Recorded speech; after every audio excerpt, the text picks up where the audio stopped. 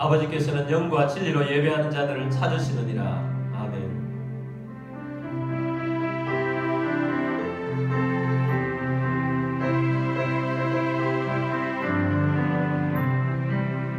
찬송으로 보답할 수 없는 큰 사랑, 주님께 영광 할렐루야. 형제자매 모두 함께 모여 찬송해. 주님께 영광 할렐루야. 하나님의 자녀여 크게 찬송 부르며 밝고 거룩한 길로 기쁨으로 나아가 주의 보좌 앞으로 속히 들어가겠네. 주님께 영광 할렐루야. 우리 받은 주님 은혜 한량 없도다. 주님께 영광 할렐루야. 기쁜 찬송 부르면서 천국 가겠네. 주님께 영광 할렐루야. 하나님의 자녀여 크게 찬송 부르며 밝고 거룩한 길로 기쁨으로 나아가 주의 보좌 앞으로 속히 들어가겠네. 주님께 영광 할렐루야. 잠시 후에 우리 모두 주를 보겠네. 주님께 영광 할렐루야.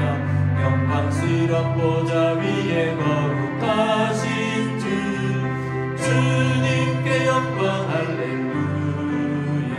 하나님의 자녀여 크게 찬송 부르며 밝고 거룩한 길로 기쁨으로 나아가 주의 보좌 앞으로 속히 들어가겠네. 주님께 영광 할렐루야. 만국 백성 천국에서 소리 높여서 주님께 영광 할렐루야. 영원토록 주의 공도 찬양하겠네. 주님께 영광 할렐루야. 하나님의 자녀여 크게 찬송 부르며 밝고 거룩한 길로 기쁨으로 나아가 주의 보좌 앞으로 속히 들어가겠네. 주님께 영광 할렐루야.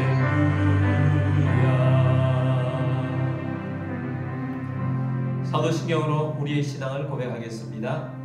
나는 전능하신 아버지 하나님 천지의 창조주를 믿습니다. 나는 그의 유일하신 아들 우리 주 예수 그리스도를 믿습니다. 그는 성령으로 잉태되어 동정녀 마리아에게서 나시고 본디오 빌라도에게 고난을 받아 십자가에 못 박혀 죽으시고 장사된 지 사흘 만에 죽은 자 가운데서 다시 살아나셨으며 하늘에 오르시어 전능하신 아버지 하나님 우편에 앉아 계시다가 거기로부터 살아있는 자와 죽은 자를 심판하러 오십니다. 나는 성령을 믿으며 거룩한 공교회와 성도의 교제와 죄를 용서받는 것과 몸의 부활과 영생을 믿습니다. 아멘. 찬송가 488장 이 몸의 소망 구원가 찬양합니다. 이 몸의 소망 구원가 우리 주 예수뿐일세. 우리 주 예수밖에는 믿으리 아주 없도다. 주 나의 반석이시니 그 위에 내가 서리라. 그 위에 내가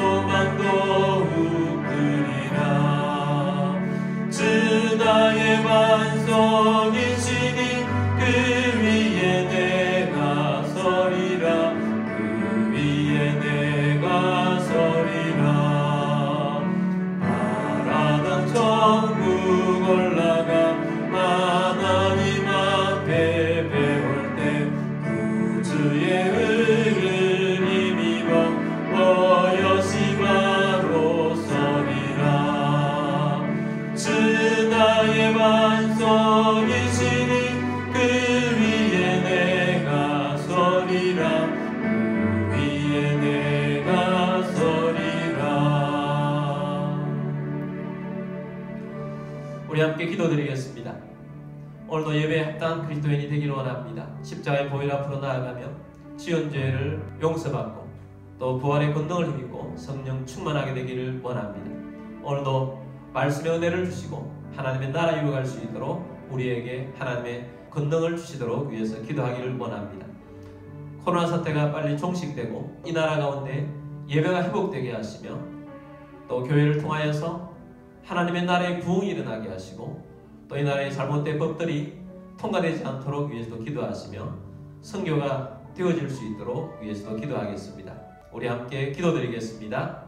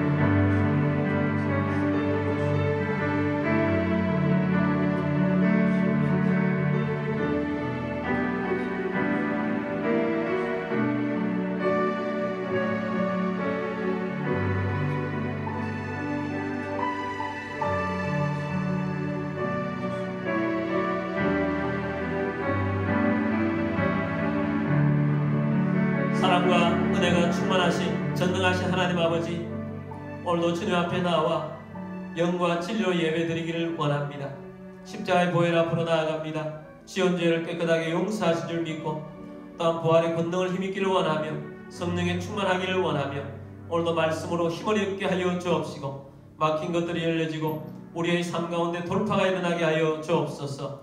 코로나 사태가 빨리 종식되게 하여 주옵시고 예배가 회복되게 하여 주옵소서.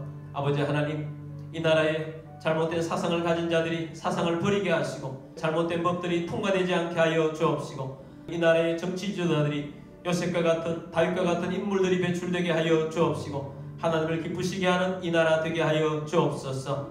세계 복음화에 나와 있는 선교사님들 가운데 함께하여 주옵소서. 우리를 통하여 하나님의 나라가 이루어지게 되게 하여 주옵소서. 예배의 시종을 주님께 맡겨드립니다. 주 예수 그리스도의 이름으로 감사하며 기도드립니다. 아멘.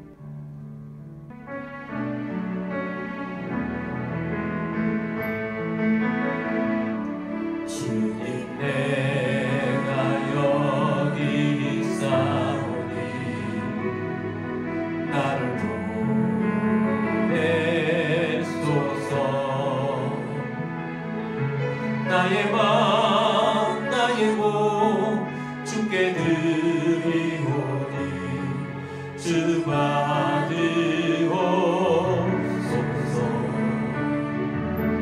주님 내가 여기 있사오니 나를 써주소서.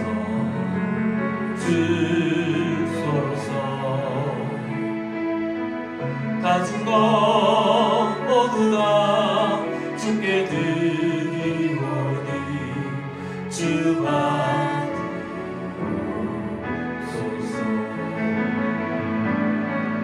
할렐루야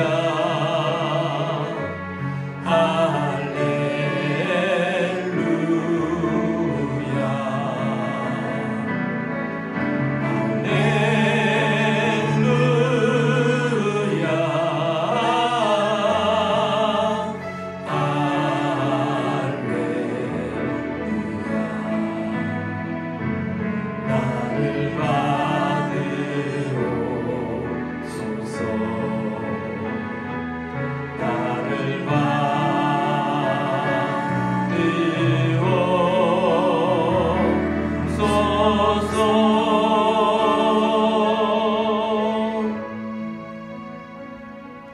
드리신 예물을 위해서 기도드리겠습니다.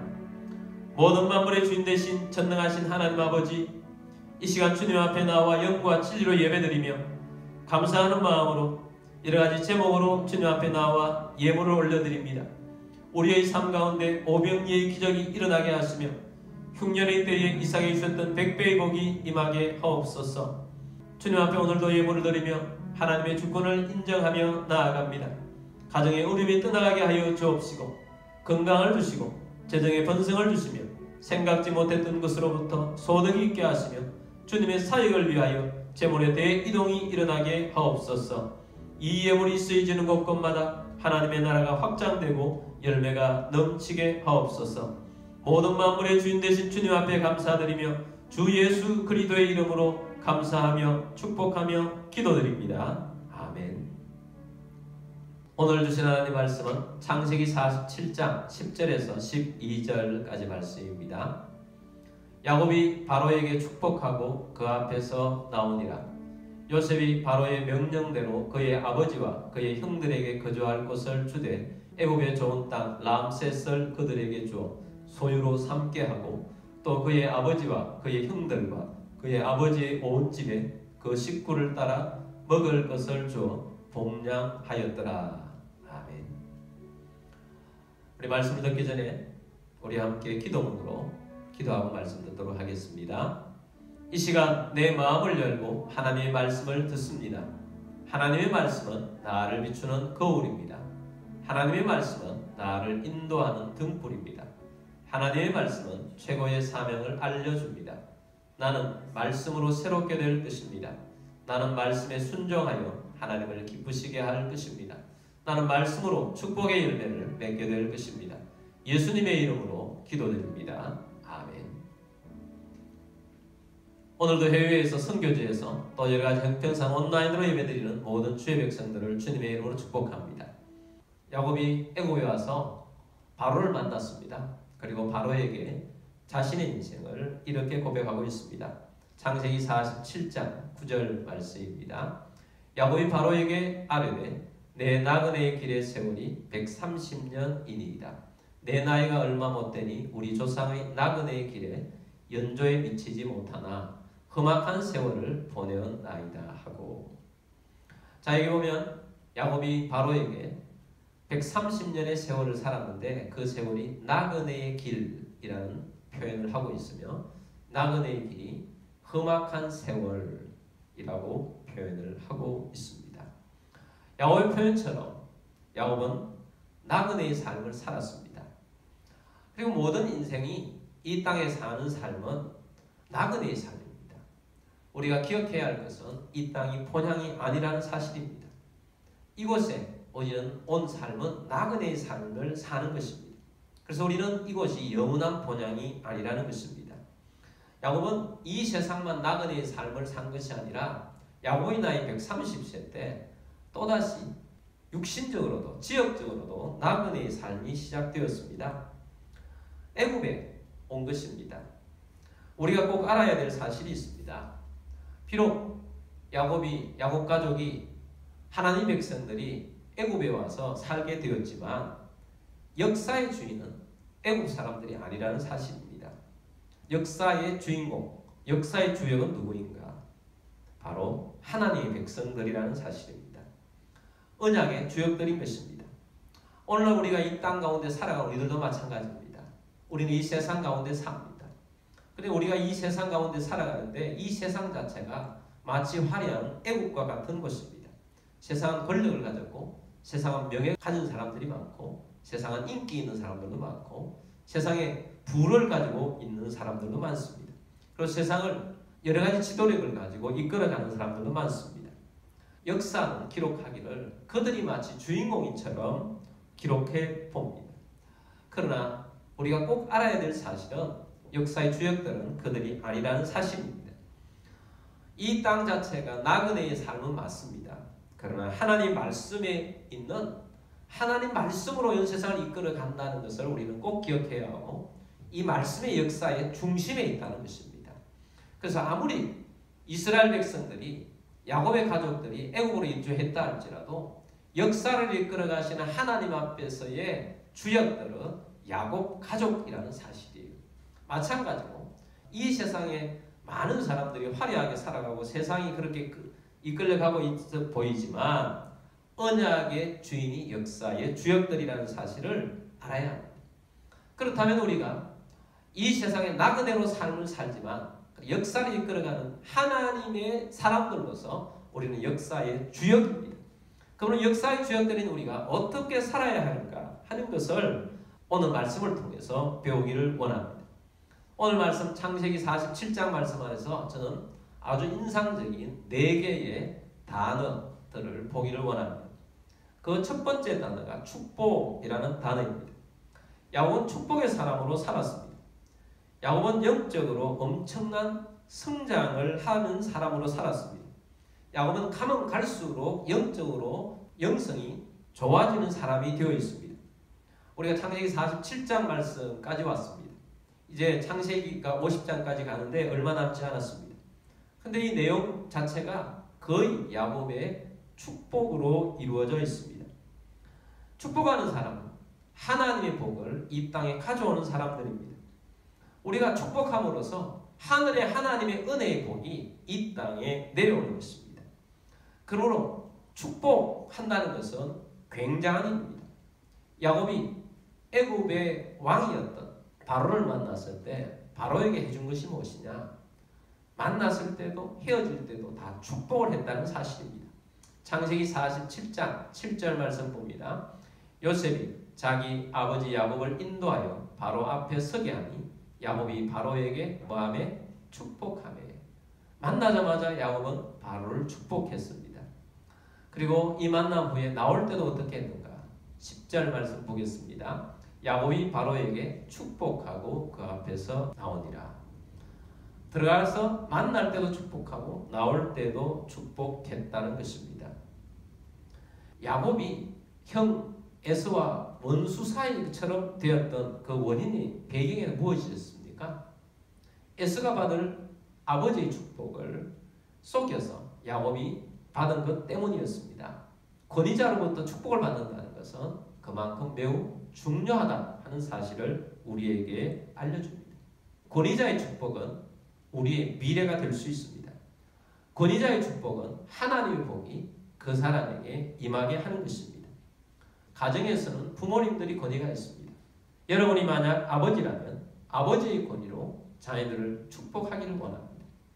여러분이 만약 어머니라면 어머니의 권위로 자녀들을 축복해 주시길 바랍니다. 교회에서는 목사님의 축복을 받습니다. 목사님의 축복을 귀중하게 여기십시오. 영적인 권위자의 축복을 만홀히 여기지 마십시오. 하나님이 세우신 주의 종들의 입술을 통해서 선포되는 축복의 말씀들이 하나님의 복이 되게 하십니다. 뿐만 아닙니다. 여러분들도 다른 사람들을 축복하는 사람들입니다. 여러분들도 축복할 때 하나님의 복이 그곳에 임합니다. 특별히 전도자의 축복은 강력합니다. 전도자가 먼저 해야 할 말은 저주가 아닙니다. 잘못된 것을 선포하는 것이 아닙니다. 예수 믿지 않아서 지옥 간다 하는 것이 먼저 선포되어야 될 말이 아닙니다. 천국을 선포하고 하나님 백성님을 선포해 주는 것입니다. 먼저 해야 할 것이 축복이라는 것입니다. 예수님께서 제자들을 전도를 나가게 하시기 전에 전도 메시지를 전하셨습니다. 마태복음 10장 12절 또 그 집에 들어가면서 평안하기를 빌라. 전도하러 들어갔을 때 그 집에 들어가서 무엇을 빌라? 평안하기를 빌라. 축복하라는 말씀입니다. 축복이라는 것은 복을 비는 것입니다. 믿지 않는 자가 천국 백성 되도록 기도하며 선포하는 축복을 하라는 것입니다. 질병이 있는 자에게 치유를 주시는 주님을 바라보면서 주님의 이름으로 치유를 선포하는 것이 축복입니다. 여러 고통 속에 빠져있는 사람들이 해방되도록 주님의 이름으로 선포하는 것이 축복입니다. 우리가 축복하면 하나님이 일하십니다. 그래서 우리는 축복의 사람이 되어야 하는 것입니다. 우리는 언약의 중심에 있다고 그랬습니다. 언약의 중심에 있는 사람들은 언약의 대상자들이 세상적으로 잘 나가는 사람이든 잘 못 나가는 사람이든 상관없이 그들에게 우리가 먼저 해줘야 할 것이 뭐라고요? 축복이라는 것입니다. 야곱이 애굽이라는 그 당시에 최고의 나라의 황제라고 할 수 있는 바로에게 축복으로 시작했다가 축복으로 마친 것처럼 우리들은 축복이 몸에 배어 있어야 합니다. 우리가 축복했을 때, 우리가 평안을 빌었을 때 어떤 일이 일어나는가? 마태복음 10장 13절 말씀입니다. 그 집이 이에 합당하면 너희 빈 평안이 거기 임할 것이요 만일 합당하지 아니하면 그 평안이 너희에게 돌아올 것이니라. 우리가 축복한 사람이 그 복을 받기에 합당하면 복이 그 사람에게 임합니다. 그런데 그 사람이 하나님 복을 받기에 준비되지 않는 그릇이다. 그렇다면 우리가 빈 그 복이, 우리가 선포한 그 평안이 축복한 그 사람에게로 되돌아온다는 것입니다. 그러므로 여러분, 오늘 우리들이 언약의 주인공이라는 사실을 놓치지 않고 축복을 많이 하고 삽시다. 그래서 예수 그리스도의 이름으로 축복을 많이 하는 자가 되기를 원합니다. 자, 첫 번째 단어는, 인상적인 단어는 야곱의 축복이었습니다. 두 번째 단어는 복량이라는 단어입니다. 요셉은 가족 전체를 복량하며 살았습니다. 요셉은 아버지만 애굽에 이주시킨 것이 아닙니다. 10명의 형들과 동생 베냐민의 가족 전체를 이주시켰습니다. 그리고 바로의 허락을 받고 고센 땅에 정착하도록 힘을 썼습니다. 47장 11절 말씀입니다. 요셉이 바로의 명령대로 그의 아버지와 그의 형들에게 거주할 곳을 주되 애굽의 좋은 땅 람셋을 그들에게 주어 소유로 삼게 하고 12절입니다. 또 그의 아버지와 그의 형들과 그의 아버지의 온 집에 그 식구를 따라 먹을 것을 주어 복량하였더라. 자, 12절 말씀을 다시 한번 보십시다. 또 그의 아버지와 그의 형들과 그의 아버지의 온 집에 모든 70명의 가족들을 말합니다. 형들의 가족들을 말합니다. 그 식구를 따라 먹을 것을 복량하였더라. 모든 가족들의 먹을 것을 요셉이 다 복량해 준 것입니다. 왜 이렇게 했는가? 그 시기가 비상시국이었기 때문입니다. 그들은 대흉년 2년 차에 왔습니다. 그리고 아직 대흉년이 5년이나 남았습니다. 양식이 없습니다. 그래서 양식이 없기 때문에 요셉은 야곱의 모든 가족들, 요셉의 형들과 동생의 모든 가족들을 다 먹여 살리고 복량하는 일을 했던 것입니다. 사실은 비상시국이 아니라면 모든 사람이 열심히 살아서 자기 가족들을 먹여 살리는 일을 해야 합니다. 그러나 비상시국에는 열심히 한다고 해서 다 잘 되는 것이 아닙니다. 오늘날 우리가 코로나 사태로 인해서 어려워지는 사람들도 있습니다. 열심히 노력해도 힘들 때에는 옆에서 도와주는 사람들이 있어야 합니다. 요셉이 그 역할을 꾸준하게 했다는 것입니다. 요셉은 최선을 다해서 자기 70명의 가족들을 복량했습니다. 왜냐? 요셉은 하나님 앞에서 이것이 사명이라고 깨달았기 때문입니다. 우리가 이미 보았습니다. 하나님께서 나를 먼저 보내어 애굽에서 총리가 되게 하고 이 풍년과 흉년을 관리하게 하신 것은 애굽에 있는 모든 어려운 사람들을 먹여 살리는 것을 위해서 나를 보내실 뿐만 아니라 가족들을 만나고 보니 이 어려운 시대에 내 가족들을 먹여 살리는 것이 하나님의 뜻이고 내게는 그것이 소명이다. 이렇게 믿었기 때문에 이것을 최선을 다해서 하는 것입니다. 그래서 요셉은 형들이 자기를 팔아서 힘들게 한 세월도 있었지만 악을 악으로 갚지 않고 악을 선으로 갚았습니다. 하나님이 주신 은혜를 그들에게 나누어 준 것입니다. 그래서 요셉은 가족들을 위해서 열심히 살았습니다. 가족들뿐만 아니라 요셉은 총리로서도 열심히 살았습니다.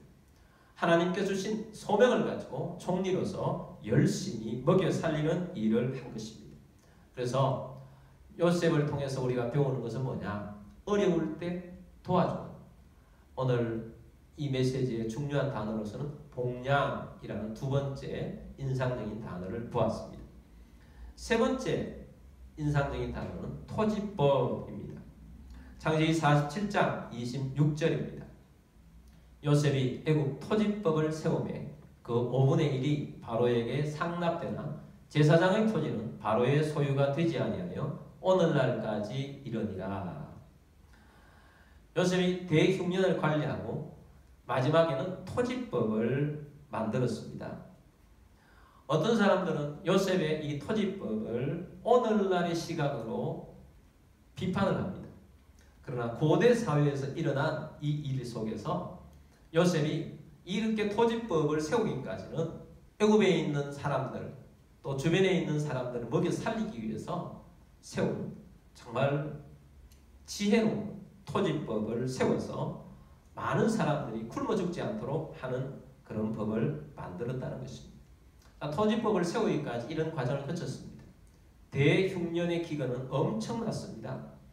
먹을 것이 사람들이 정말 없었습니다. 그래서 처음에는 있는 돈을 가지고 와서 곡식을 사 먹었습니다. 그러나 돈은 금방 바닥에 나버렸습니다. 돈이 떨어진 백성들은 나중에 가축을 가지고 와서 가축까지 곡식으로 바꾸었습니다. 그런데 대흉년이 끝나지 않은 것입니다. 끝나지 않는 상황 속에서 이제는 땅과 곡식을 바꾸어서 생명을 연장을 했습니다. 나중에는 아무것도 없으니까 와서 이야기합니다. 우리는 몸밖에 없으니 우리를 종을 삼아서라도 곡식을 주셔서 우리로 제발 생명이라도 살 수 있도록 해달라고 간절히 부탁합니다.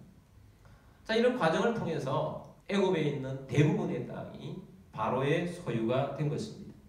그러나 요셉은 이 바로의 소유가 된 다음에 굶주린 사람들이 생기지 않도록 백성들을 성읍으로 이주를 시켰습니다. 그리고 농사를 지을 수 있도록 만들어줍니다. 종자를 줍니다. 그리고 세금을 받습니다. 세금을 받는 법을 만든 것이 토지법입니다. 요셉이 만든 토지법인데 얼마나 세금을 받느냐? 너희가 5분의 4를 가지고 세금은 5분의 1을 바쳐라 하는 것입니다. 5분의 4로 생활하라는 것입니다. 우리나라에서도 토작농이 있었습니다. 그래서 농사를 지어주는 사람에게 곡식으로 받는 그런 제도가 있었습니다. 제가 어릴 때도 그런 모습들을 많이 보았습니다. 근데 제가 기억하기로는 소작농으로부터 땅 주인이 얼마를 받았느냐? 대충 반반 나눈 것으로 기억합니다. 반반. 그러면 농사를 실컷 짓고 반 정도 가져가는 것이었습니다. 근데 요셉은 5분의 1만 거두어 들여서 5분의 4를 가지고 먹을 수 있도록 해준 것이 토지법이다 하는 것이었습니다. 자, 이것은 무엇을 말해주는가?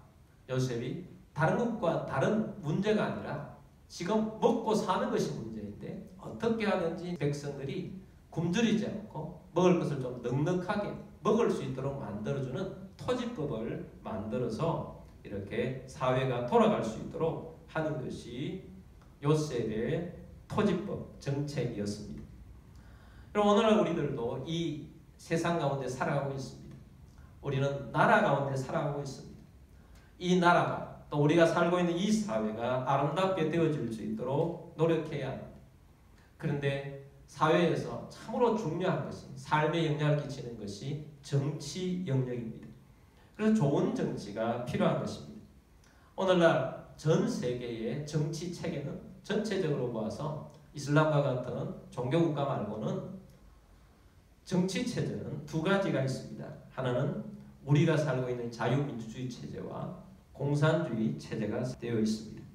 감사하게도 우리는 자유민주주의 체제 속에서 살고 있다는 것이 얼마나 감사한 일인지 모릅니다. 공산주의자들이 막 무너졌습니다. 그래서 공산주의가 끝이 났다고 생각을 했습니다. 그러나 아직까지 공산주의는 끝이 나지 않았습니다. 신막시즘으로 무장을 하고 얼굴을 바꾸어서 자유민주주의 속에 침투하여서 전 세계에 들어오고 있습니다. 그래서 국가를 공산주의식 사회로 바꾸려는 그런 모습이 전 세계에 많이 시도되고 있다는 것입니다. 우리는 속아서는 안 됩니다. 스메톨리나 알랄루에바라는 여인이 있습니다. 이 사람은 누구냐? 이 사람은 소련의 스탈린의 딸입니다. 이 사람이 한 말이 있습니다. 책으로 공산주의를 배우면 공산주의자가 되고 몸으로 공산주의를 배우면 반공주의자가 된다. 이런 말을 했어요. 그래서 이분이 어릴 때는 아버지 스탈린이 백성들을 위해서 잘 하는 줄 알았다. 그러나 나중에 알고 보니까 아버지가 지은 죄가 너무 커서 내가 속지 않은 마음으로 평생을 살겠다. 이렇게 말했다고 합니다. 이분이 말했던 이건 참 중요한 명제인 것 같습니다. 책으로 공산주의를 배우면 공산주의가 되고 몸으로 공산주의를 배우면 반공주의자가 된다. 공산주의자의 이론을 들으면 온 세계가 마치 유토피아가 되는 것처럼 느껴집니다. 이런 사회가 되면 좋겠다 하는 환상을 심어줍니다. 그러나 실제로 공산주의가 되면 나라 전체가 가난하게 되고 자유는 없어지고 고통에 빠집니다. 공산주의의 기본 바탕은 유물론입니다. 하나님이 없고 물질만 있다는 것입니다. 사람도 물질로 보는 것입니다. 그래서 몸으로 공산주의를 경험한 사람들은 반공주의가 된다는 것입니다. 우리나라에서도 탈북한 분들이 많이 있습니다. 그분들은 우리 대한민국에서 자란 사람보다 훨씬 더 반공주의자입니다. 왜 그런가? 그들 몸으로 체험해봐서 얼마나 공산주의가 나쁜지를 알고 있는 것입니다. 우리나라도 6.25를 경험했고 공산주의를 경험했던 우리 선배들은 정말 철저한 반공에 반공으로 살아갑니다. 왜 그런가? 몸으로 공산주의자들을 체험해보니까 정말 이것은 아니다는 것을 알게 된 것입니다. 자, 그렇다면 공산주의 이론, 책으로 배운 이론이 이렇게 좋다. 근데 실제로는 해보면 완전히 지옥과 같은 삶입니다. 그럼 뭘 말합니까? 공산주의 이론은 거짓이라는 것을 말합니다. 포장지만 정말 화려한데 그 내용은 아니라는 거죠. 다시 말해서 공산주의 이론은 거짓으로 무장되어 있는 환상만 심어주는 것이라는 것입니다. 여러분, 사단은 거짓말의 앞잡이입니다. 그래서 사단이 이 세상에 뿌려놓은 정치 사상이 공산주의인 것입니다. 그래서 우리 그리스도인들은 절대로 공산주의자가 되어서는 안 되고 공산주의 곁에 있어서도 안 되는 것입니다. 자유민주주의 체제도 완벽한 것은 아닙니다. 많은 허점들이 있습니다. 이 세상에 천국이 아닌다 하면은 여러분, 이 세상에는 어떤 정치 체제도 완벽한 것은 없습니다. 그러나 자유민주주의 체제가 역사가 진행되고 나서는 가장 사람들이 살만한 세상으로 만들어가는 체제라는 것을 우리는 알아야 합니다. 그런데 이 자유민주주의 체제를 태동하게 만든 그 밑바탕, 그 기본 바탕에는 뭐가 있느냐? 우리 개신교가 있습니다. 우리 개신교의 바탕, 특별히 우리 장로교가 있습니다. 우리 장로교는 대의민주주의제를 채택하고 있습니다. 이것을 본따서 자유민주주의 체제가 되어 있는 것입니다. 그런데 이 자유민주주의 체제가 정말 아름답게 되려고 하면 신앙인들이 자리를 잡아야 합니다. 권세를 잡은 자도 또 부를 가지고 운영하는 자도 진짜 믿음의 사람들이 움직일 때 자유민주주의 체제가 정말 아름다운 것입니다. 그래서 하나님께서 일으키신 언약의 조약들이 세상을 움직이고 세상을 만들어 나갈 때 정말 좋은 세상이 되어지는 것입니다. 왜냐하면 자유민주주의 체제도 사람이 운영하고 있기 때문에 어떤 사람들이 그 자리에 있느냐에 따라서 달라지는 것입니다. 그러므로 여러분, 우리가 이 세상이 믿음의 사람이 움직여야 하고 특별히 자유민주주의 사회 속에서는 지도자들이 믿음의 사람들이 되는 것이 매우 중요합니다. 믿음의 사람들이 정치 지도자가 되면 섬기며 일하게 됩니다. 믿음의 사람들이 경제 지도자가 되면 나누는 사람이 됩니다. 그러므로 여러분, 오늘 우리들이 믿음으로 살아가면서 우리가 이 나라를 위해서 기도하고 또 기도하는 하나님의 백성들이 되어 이 나라가 바른 길 걸어갈 수 있도록 나아가도록 하는 주의 백성들이 되기를 바랍니다. 자, 네 번째 단어가 있습니다. 네 번째 인상적인 단어는 조상의 묘지입니다. 창세기 47장 30절 말씀 보겠습니다. 내가 조상들과 함께 눕거든 너는 나를 애굽에서 메어다가 조상의 묘지에 장사하라. 요셉이 이르되 내가 아버지의 말씀대로 행하리이다. 47장의 마지막 부분에 오면 야곱의 나이 147세가 되었다고 합니다. 야곱이 이제 살 날이 얼마 남지 않은 것을 깨닫고 요셉을 불렀습니다. 그리고 맹세를 시킵니다. 어떤 맹세를 시키느냐? 내가 죽게 되거든 나를 애굽에서 메어다가 조상의 묘지에 장사하라. 가나안 땅에 장사를 하라는 것입니다. 이것은 무엇을 말하느냐? 내가 비록 애굽에 와 살지만 내가 살아야 하고 우리의 후손들이 살아야 할 것은 약속의 땅인 가나안 땅이라는 것을 그들에게 알려주는 것입니다. 그러므로 하나님의 백성들은 애굽의 안주에서 살아서는 안 된다는 것입니다. 우리도 마찬가지입니다. 우리도 나그네와 같은 이 세상에 살아가고 있습니다. 그러나 우리가 이 땅이 아무리 좋다 할지라도 이 땅은 안주할 것이 아닙니다. 우리가 바라봐야 할 것은 저 본향인 하늘나라인 것입니다. 하늘에 계신 하나님 품에 안기며 영원한 세상 속에서 하나님과 함께 동행하며 사는 것을 사모하며 살아야 하는 것입니다. 우리가 가야 할 곳은 영적인 가나안인 것입니다. 우리는 애굽에서 나그네로 살아가는 야곱 가족, 특히 요셉을 봅니다. 언약의 주역으로서 만유의 주 되신 하나님을 높이며 하나님의 이름으로 축복하며 살아가야 합니다. 우리가 나그네로 사는 이 땅에서 주님이 주신 사명이 가정에도 있고 교회에도 있고 나라에도 있습니다. 그러므로 우리는 이 땅에 살아가는 언약의 주역들로서 사명을 감당하면서 살아야 합니다.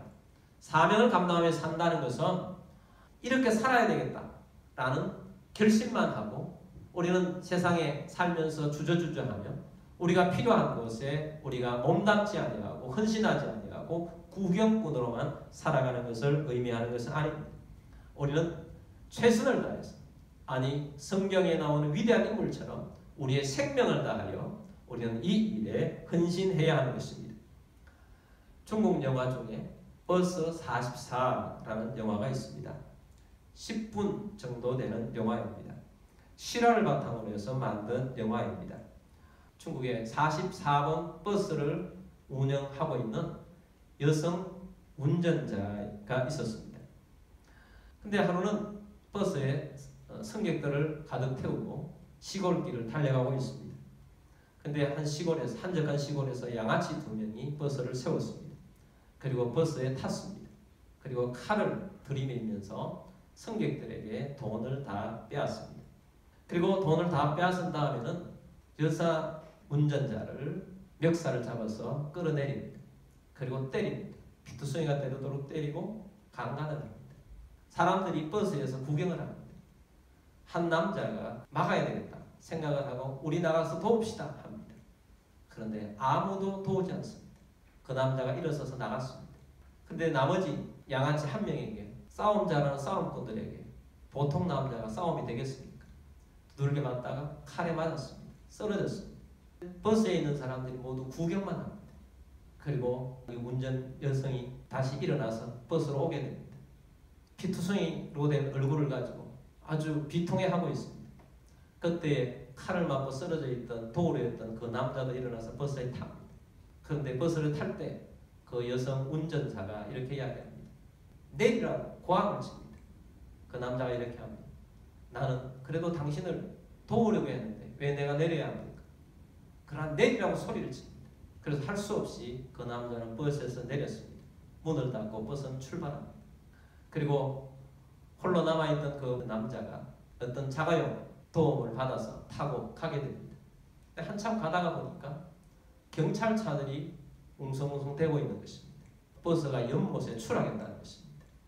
버스 44번의 버스의 연못에 추락을 해서 저는 사망했다는 이야기를 합니다. 실화입니다.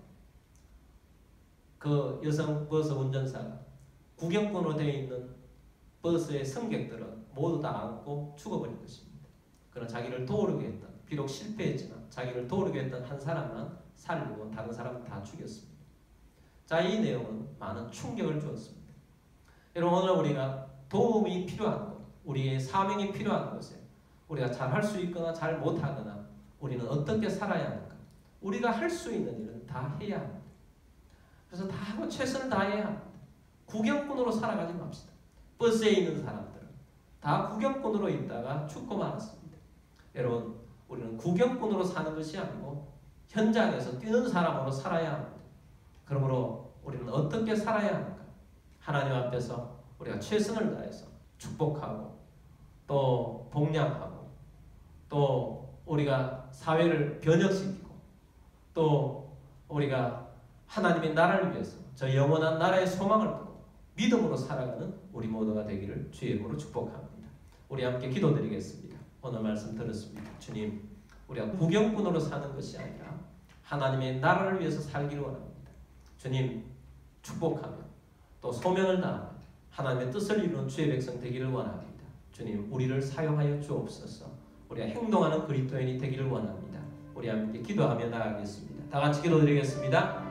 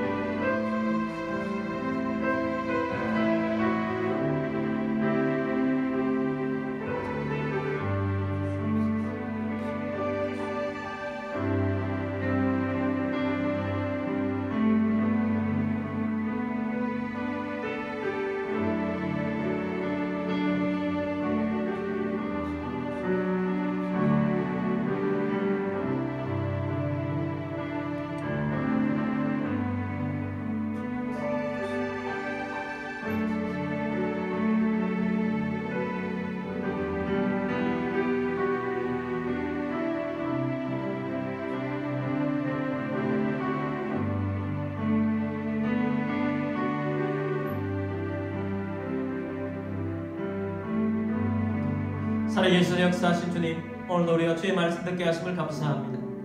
주님, 우리가 이 땅 가운데 살아가면서 나그네의 삶을 살지만 우리가 이 나그네의 삶 속에서 언약의 주역들로서 살기를 원합니다. 하나님께서 우리를 이 세상 가운데에서 소명이 있어서 우리를 부르시고 우리를 그들 가운데 보내시며 살게 하신 줄 믿습니다.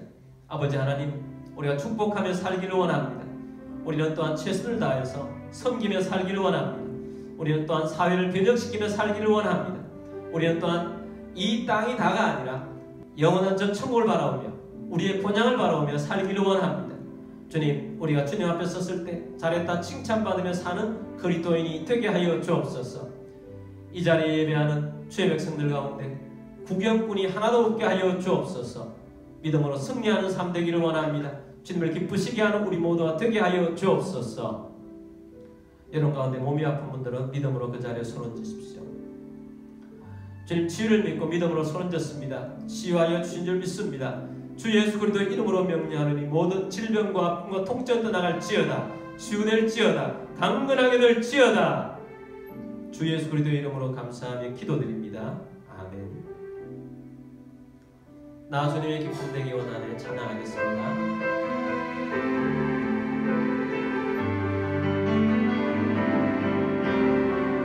주님의 기쁨 되기 원하네. 그 마음을 새롭게 하소서. 새 무대가 되게 하여 주사. 주님의 빛 비추게 하소서.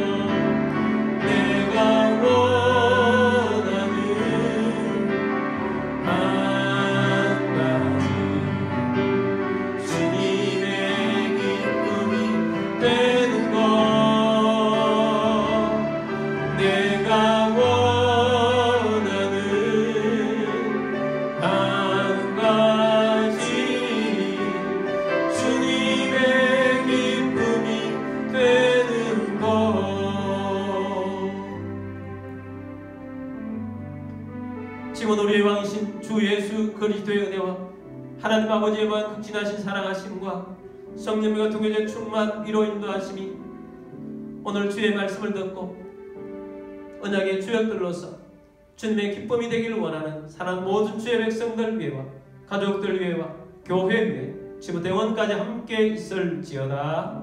아멘.